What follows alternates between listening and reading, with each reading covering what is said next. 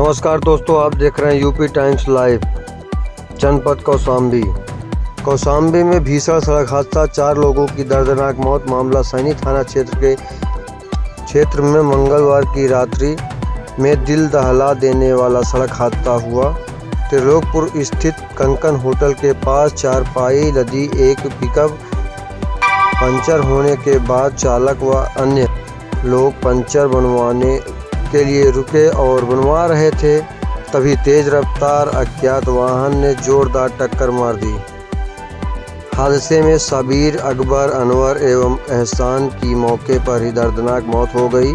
सूचना पर पहुंची पुलिस ने चारों शवों को पोस्टमार्टम के लिए भेज दिया। फरार अज्ञात वाहन की तलाश जारी है। यूपी टाइम्स लाइव के साथ विपिन द्विवेदी की खास रिपोर्ट।